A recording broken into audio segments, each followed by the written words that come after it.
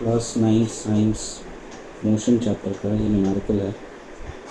An object is dropped from rest at a height of 150 meter and simultaneously another object is dropped from rest at a height of 100 meter. What is the difference in their heights after 2 seconds if both the objects drop with the same acceleration? ठीक है, एक rough diagram हम बना लेते हैं. यहाँ पे एक ऑब्जेक्ट है, पहला ऑब्जेक्ट जिसे 150 मीटर से ड्रॉप किया जा रहा है. हाइट से हम ड्रॉप कर रहे हैं तो यू हमारा 0 हो गया. ये हो गई हाइट, जिसको हम एच से डिनोट कर सकते हैं.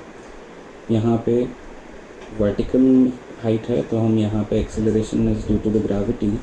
हम रफली इसको 9.8 ले सकते हैं, या फिर कैलकुलेशन के लिए हम 10 भी ले सकते हैं राउंड ऑफ करके, क्योंकि यहाँ ऐसा कुछ मेंशन नहीं है. दूसरा हम डायग्राम बना लेते हैं, जहाँ पे दूसरा केस है कि 100 मीटर. ये पहला 150 और दूसरा 100. तो ये 100 मीटर की हाइट हो गई. यहाँ पे भी u इक्वल्स टू 0 है और g जो है 10 मीटर पर सेकेंड स्क्वायर. अभी पूछ रहा है कि टाइम जो है 2 सेकेंड्स इसके लिए भी है और टाइम 2 सेकेंड्स इसके लिए भी है. तो दोनों ऑब्जेक्ट्स किस हाइट तक आ जाएंगे और उन हाइट्स का डिफरेंस क्या होगा. तो अब मान लेते हैं कि distance covered by object 1 in 2 seconds, ये क्या हो जाएगा. S is equals to ut plus half gt square. ठीक है, ये हमारे पास इक्वेशन ऑफ मोशन में सेकेंड इक्वेशन ऑफ मोशन है. s की जगह हम h लिख लेते हैं यहाँ पे, डिस्प्लेसमेंट या हाइट. अब हाइट अगर हमको देखनी है, पहले में कितनी हाइट ये नीचे आ जाएंगे, तो हमको हाइट नहीं पता क्योंकि टोटल हाइट दे रखी है, लेकिन ये कितनी हाइट नीचे आएंगे हम ये निकाल रहे हैं यहाँ पे. ठीक है, इसको h1 भी बोल सकते हैं.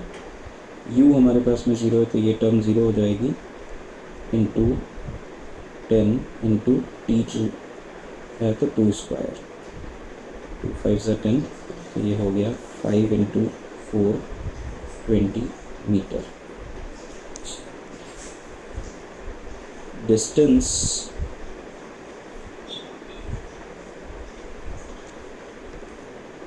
अब डिस्टेंस इसमें 20 मीटर है, तो अब ये कितना आ गया है. Object once height after 2 seconds. तो 20 मीटर यहाँ से ऊपर से नीचे आ गया. 20 मीटर ये कहाँ पे हुआ, 130 मीटर. तो 150 माइनस 20, तो 130 मीटर पे ये ऑब्जेक्ट रहा. Similarly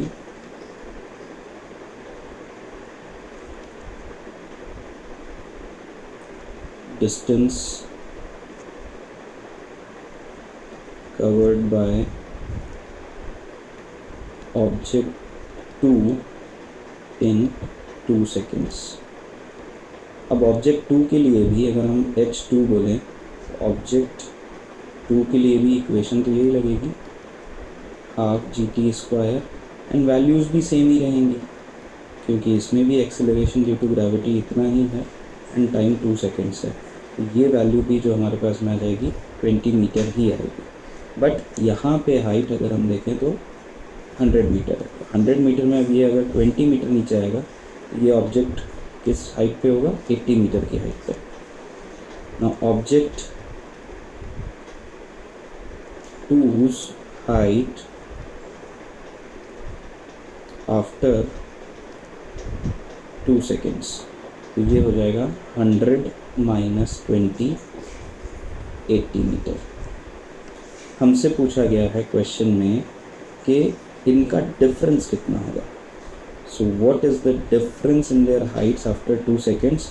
if both the objects drop with the same acceleration, same acceleration तो 10 हमने ले ही लिया था, difference, therefore difference in heights h1 minus h2, ये हो जाएगा 130 minus 80 equals to 50 metre. So first part is done. दूसरा हमको पूछा है how does the difference in the heights vary with time. Heights में डिफरेंस टाइम के साथ में किस तरह से वेरी करेगा. अब देखिए यहाँ पे हमने 2 सेकेंड्स लिया था तो 20 मीटर आया था. 3 लेंगे तो कुछ और वैल्यू आ जाएगी, 3 3 या 9 5 जा 45 आ जाएगा. यहाँ पे भी 45 रहेगा. तो जो डिफरेंस है अगर सेम टाइम रहेगा तो डिफरेंस हमारा कांस्टेंट रहने वाला है. तो हम लास्ट एक सेकेंड पार्ट के आंसर के लिए सिर्फ हम एक लाइन लिख सकते हैं, द डिफरेंस इन